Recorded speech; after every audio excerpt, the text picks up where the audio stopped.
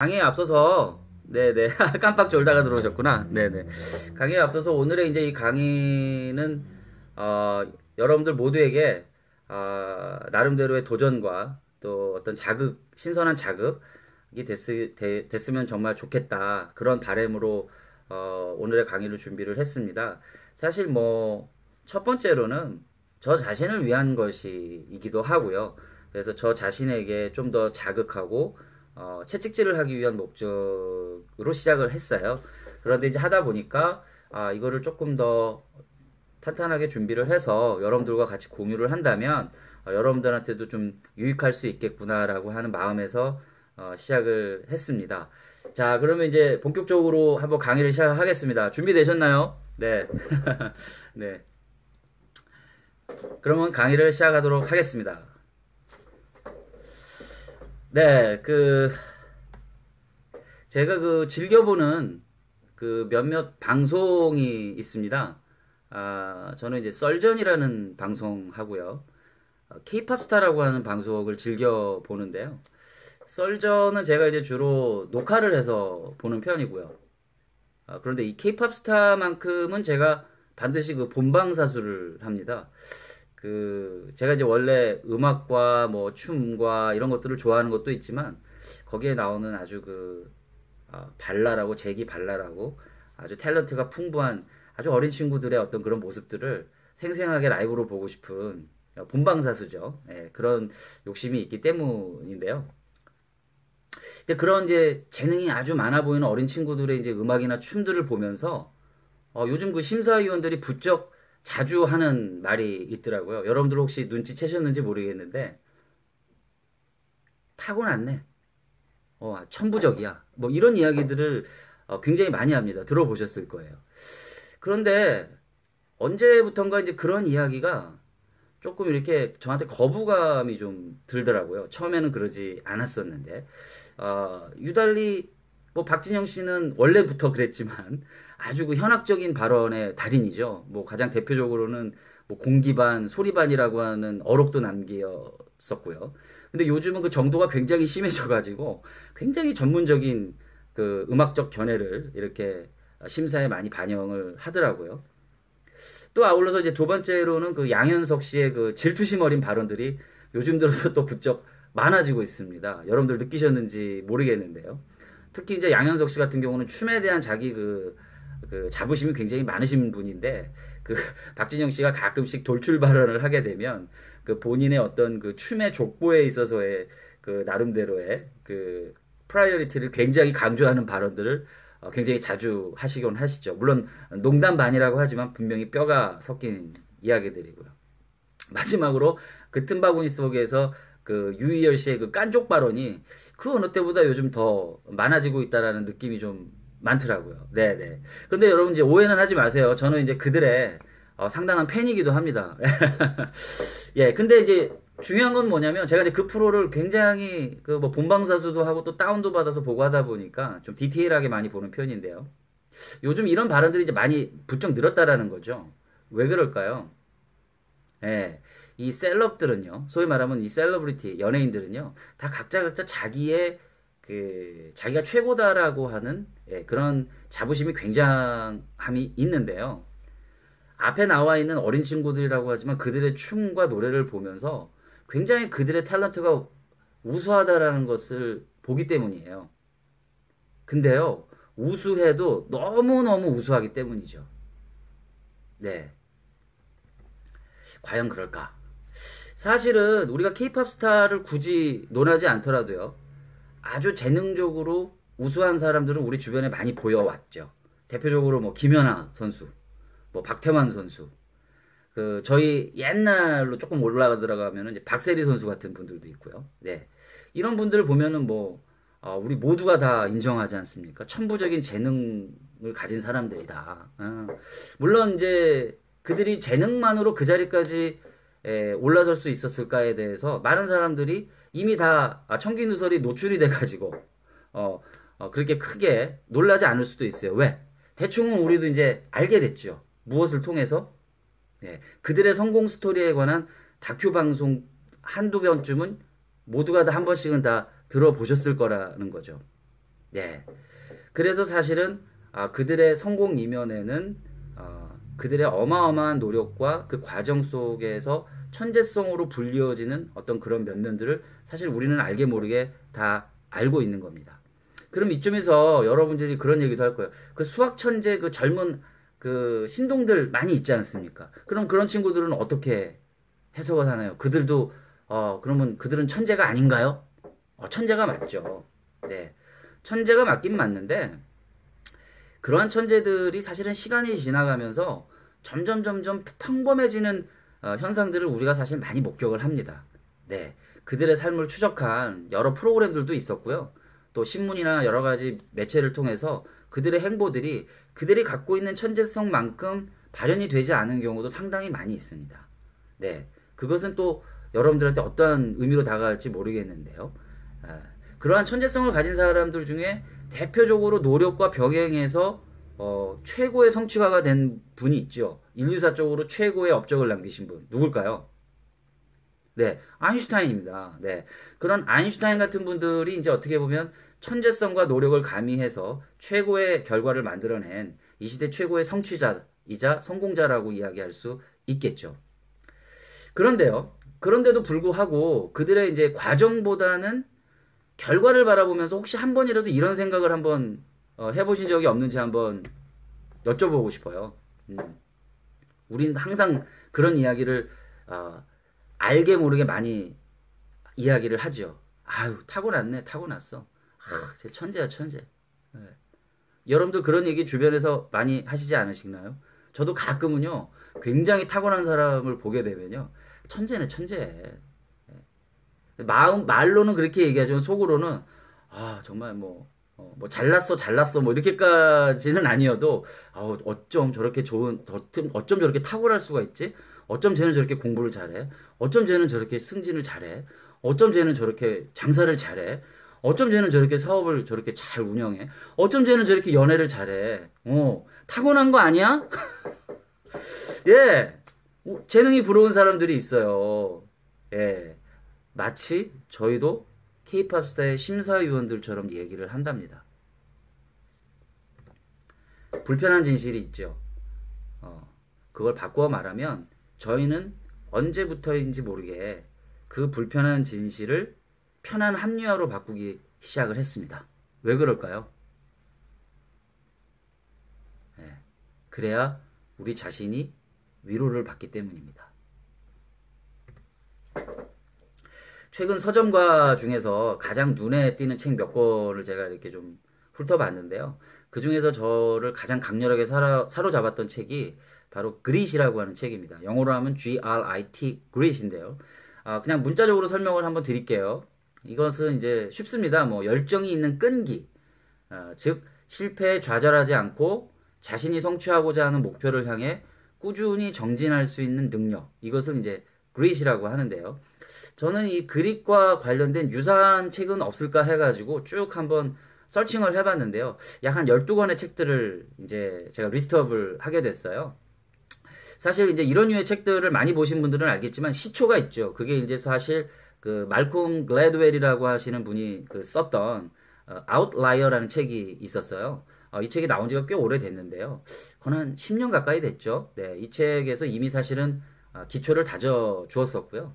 대부분의 이제 이런 그릿과 유사한 형태의 이야기들의 주제들은 보통 보면은 주로 습관이라든지 뭐 반복의 힘을 다룬 책들, 이런 것들이 사실은 굉장히 많이 있어요. 여러분들은 뭐 서점에 자주 가보실 테니까 보시면 아실 거예요.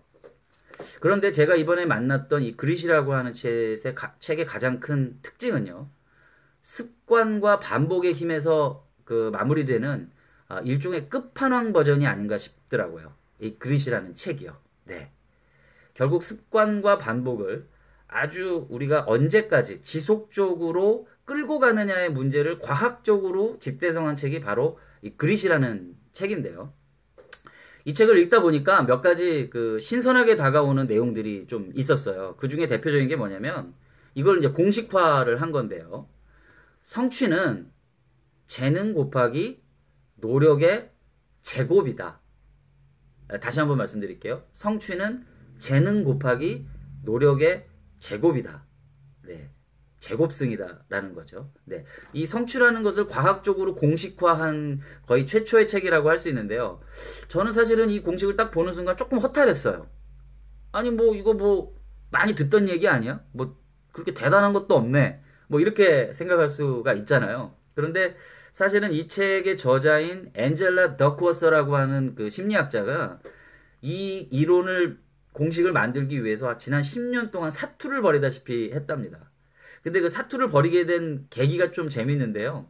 담당 교수분이 우리 이 저자를 굉장히 모멸감 어린 이야기를 많이 했다라는 거예요. 그래서 논문에 대해서 이 저자의 연구 논문에 대해서 아주 심한 비판을 하다 보니까 이 저자인 앤젤라 더크워스가 굉장한 모멸감에 젖어서 오기를 가지고 동기부여를 받아서 이 연구를 진행을 했고 이것이 2013년도에 나와서 전 미국을 강타한 최고의 책이 됐다라는 얘기죠. 내용은 되게 심플하게 정리가 되더라고요. 뭐냐면 노력이라고 하는 인자가 두 번이 들어가는데 여러분들이 가지고 있는 재능과 노력이 곱해지면 뭐가 된다? 기술이 된다라는 거예요. 예를 들면 은지님이 노래를 되게 잘 불러요. 근데 그게 노력을 엄청 막 가미를 했어. 노래방을 하루에 뭐 몇십 번씩 가고 일주일에 뭐 한 100시간씩 노래를 했어. 그랬더니 이게 완전히 기술자가 되는 거예요. 예. 그런데 그 기술, 그 아주 탁월한 기술에다가 또 한 번의 노력을 더 가미해 주는 거죠. 네. 그렇게 됐을 때 소위 성취가 된다라고 하는 공식인 거죠. 그래서 노력이라고 하는 인자가 이게 두 번이 들어가면서 이게 무한대로 제곱의 법칙으로 들어갔을 때 성취에 더욱더 가까워진다라고 하는 이야기인 거죠. 자, 여기에 또 하나의 예가 있는데요. 이 예를 들으시면 많은 분들이 에이 그래도 이 경우는 좀 재능이라고 봐줘야 되지 않겠어? 라고 아마 저와 같은 생각을 아마 하실 거라고 믿어요. 아마 여성분들이라도 한 번쯤은 들어봤을 텐데요. 올림픽에서 금메달을 28개를 딴 선수가 있습니다. 누군지 혹시 아세요? 네. 마이클 펠프스라고요. 아마 여러분들 한 번쯤은 들어보셨을 거예요. 그러니까 올림픽에서요. 금메달을 혼자서 28개를 따버린 친구가 있어요. 예. 이 정도면 이거는 뭐 거의 천부적인 재능이라고 봐야 되는 거 아니야? 그 사람 뭐 발이 325mm에 거의 뭐 물갈퀴 수준에다가 팔다리도 뭐 어마어마하게 길고 신장 뭐 맞죠? 예. 이분이 갖고 있는 그 천부적인 신체적 조건은 분명히 타고난 건 맞죠. 근데 사실은요, 이 마이클 펠프스 이전에 1972년도에 뮌헨 올림픽에서 7관왕을 한 그 마이클 펠프스의 전신이 한 분이 계세요. 그분이 누구냐면 마크 스피츠라고 하는 독일의 수영 선수였는데요. 이분이 사실은 가장 전설적인 수영 선수로 사실은 등극을 했죠. 그래서 1972년도에 올림픽에서 7관왕을 한 이후에 12년이 은퇴하고 나서 12년이 흐른 뒤에 당대 최고의 그 수영 선수라고 하는 로디 게인스라는 선수와 같이 어깨를 나란히 하는 기록을 냅니다. 그때 많은 사람들이 놀래죠. 아니 저 사람은 도대체가 어떻게 해서 12년이 흘러서 남들 다 은퇴할 시기에 다시 진입을 했는데도 불구하고 당대 최고의 수영 선수와 거의 비슷한 기록으로 저렇게 레코드를 낼 수 있느냐. 이러한 이야기를 스포트라이트를 받게 됩니다. 결국은 그들의 이면에 있는 노력들을 많은 사람들이 간과하게 되는 누를 범하게 되죠.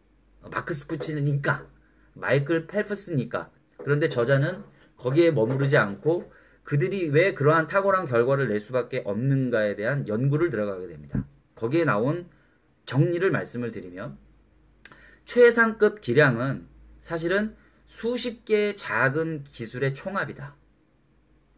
그리고 동작 하나하나에는 수많은 시행착오와 습관을 통해서 만들어진 결과물이며 그 부분 동작 하나하나에는 절대로 비범하거나 초인적인 어떤 동작은 하나도 없다라는 거죠. 그러면서 저자는 우리에게 이렇게 말을 하고 있습니다. 제가 잠깐 몇 가지를 정리했는데요. 재능은 우리가 성공한 운동선수에게 붙이는 가장 흔한 비전문가적 설명일 것이다.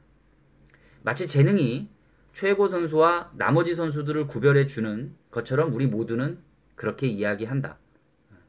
경험과 훈련만으로 통상적인 범위를 넘는 탁월한 수준에 어떻게 도달할 수 있었는지 쉽게 이해가 안 될 때 우리는 자동적으로 그를 향해 그는 타고났다라고 이야기를 한다.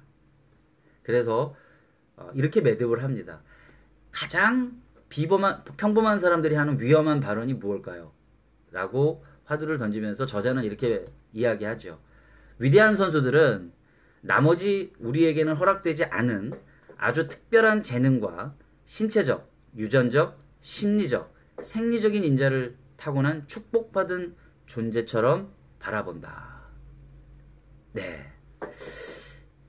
실제 이 위대한 성취를 이룬 사람들의 면면을 조사를 해본 결과 그들이 생김새나 어떤 학력이나 집안 배경하고 전혀 상관이 없었습니다. 네. 실제 위대한 성취를 이룬 사람들이나 성공한 사람들의 면면을 보면 의외로 최고의 학벌을 나왔다거나 의외로 최고의 배경을 가진 자들이거나 굉장히 얼굴이 뭐 잘생겼다거나 엄청난 미모를 갖추었다거나 하는 거하고는 전혀 동떨어졌다라는 거죠. 물론 그런 경우도 있지만 결코 그런 부분들이 일반화될 수 없을 정도라는 거죠. 그런데 알고 봤더니요, 여러분. 당대 최고의 철학자였던 니체 선생께서 이미 이 저자가 하고 있었던 고민들을 이미 예술 작품을 통해서 정리를 다 해놨더라고요. 니체 선생께서 이제 이런 말씀을 하셨다라는 거죠. 모든 완전한 것에 대해서 우리는 그것이 어떻게 생겨났는지를 당초에 묻지를 않는다. 대신 우리는 마치 그것이 마법에 의해서 땅에서 솟아난 것처럼 현재의 사실만을 즐긴다. 아무도 예술가의 작품 속에서 그것이 완성되기까지의 과정을 보려 하지 않는다. 이렇게 니체 선생이 말씀을 하셨다고 합니다. 이미. 왜일까요? 천재를 마법적인 존재로 생각을 한다면 우리 자신과 비교하고 우리의 부족함을 느끼지 않아도 되기 때문이랍니다. 누군가를 신적인 존재로 바라봐 줘야지만이 우리 자신과 비교가 되어졌을 때 우리의 부족함을 느끼지 않게 된다는 것이지요.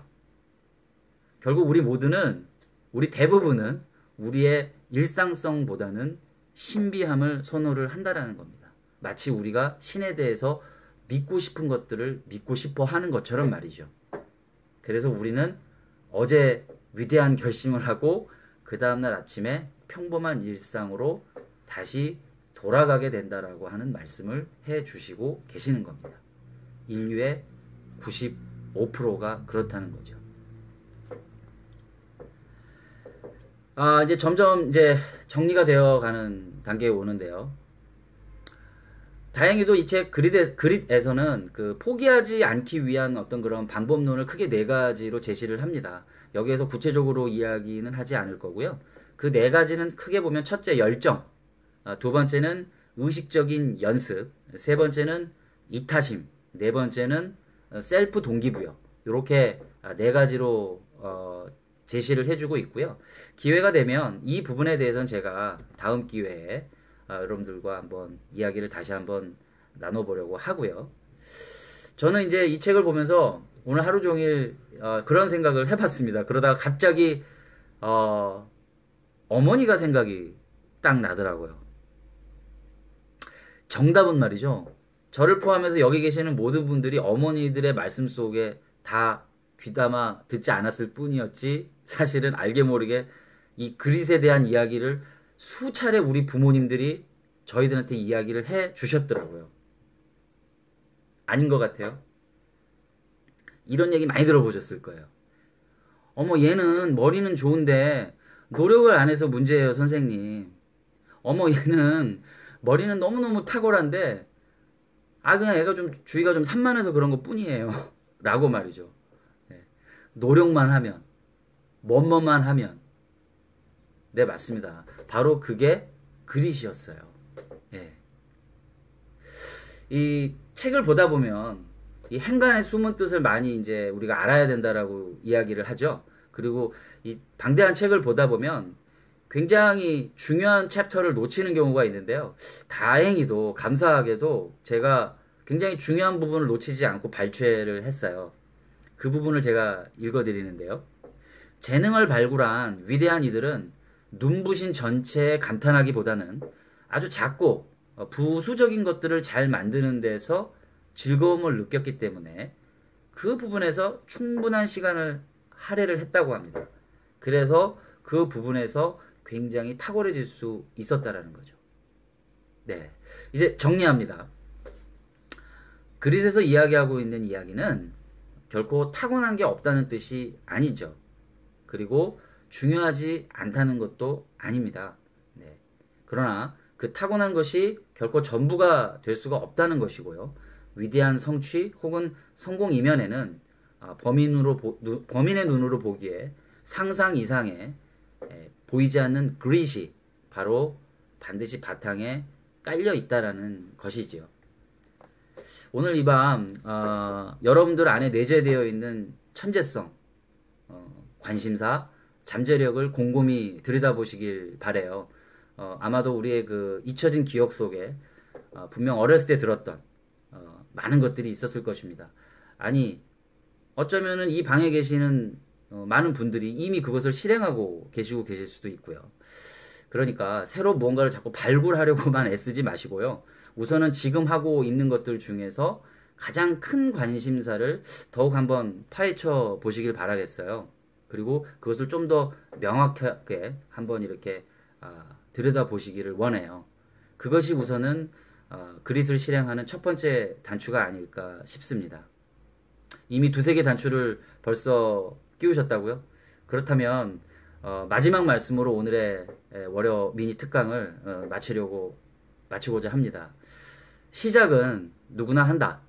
하지만 완성은 아무나 하지 못한다. 성공의 정의는 끝까지 해내는 것이다. 네, 이상으로 월요 미니 특강 마치겠습니다. 감사합니다.